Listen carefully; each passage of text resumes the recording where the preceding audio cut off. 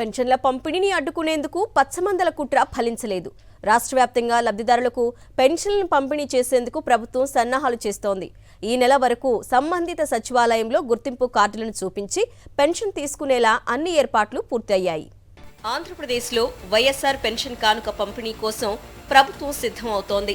పెన్షన్ల పంపిణీ నిధులకు సంబంధించి మార్చి 27నే బడ్జెట్ రిలీజ్ ఆర్డర్లు ఇచ్చిన ప్రభుత్వం బుధవారం నుంచి రాష్ట్రంలో లబ్ధిదారులకు పెన్షన్లను ఇచ్చేందుకు సర్వం సిద్ధం చేసింది. ఏటా ఏప్రిల్ 1వ తేదీన బ్యాంకులకు సెలవు దినం. కొత్త ఆర్థిక సంవత్సరం కావడంతో జీతాలు మొదలు అన్ని చెల్లింపులు 2వ తేదీ నుంచే మొదలవుతాయి.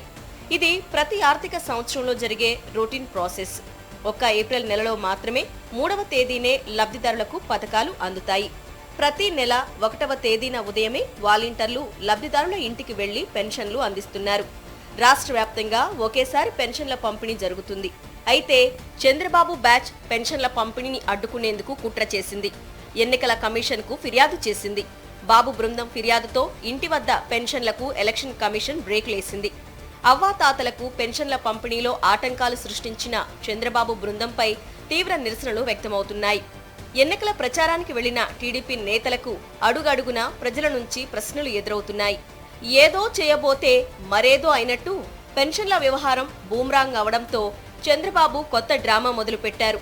పెన్షన్లు అందని పాపం సీఎం జగన్ ప్రభుత్వంపై నెట్టేసే ప్రయత్నాలు చేస్తున్నారు. పెన్షన్లు పంచొద్దని టీడీపీ ఎక్కడా చెప్పలేదని, ఇదంతా రాజకీయ కుట్ర అంటూ లబోదీబోం అంటున్నారు. అయితే ప్రజలు మాత్రం చంద్రబాబు కుట్రలను అర్థం చేసుకున్నారు. చంద్రబాబు బృందం ఆటంకాలు కల్పించిన నేపథ్యంలో ప్రత్యామ్నాయ మార్గాల ద్వారా పెన్షన్ల పంపిణీ కోసం ప్రభుత్వం కసరత్తు చేసింది.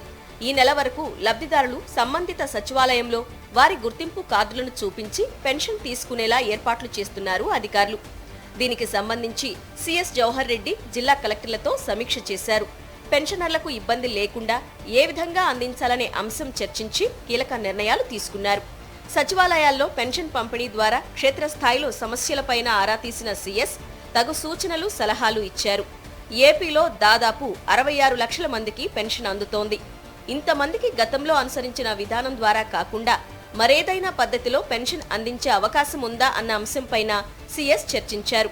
సిఎస్ ఆదేశాలతో జిల్లా యంత్రాంగం పెన్షన్ల పంపిణీకి అన్ని ఏర్పాట్లు పూర్తి చేసింది. ఎండల తీవ్రత దృష్ట్యా సచివాలయాల వద్ద టెంట్లు వేయాలని, తాగునీటి సదుపాయాలు కల్పించాలని సిఎస్ జవహర్ రెడ్డి ఆదేశాలిచ్చారు. ఈ నేపథ్యంలో పెన్షన్ల పంపిణీకి సచివాలయాల వద్ద సచివాలయ ఉద్యోగులతో పాటు ఇతర ఉద్యోగుల సేవలతో లబ్ధిదారులకు బుధవారం నుంచి పెన్షన్ అందనుంది.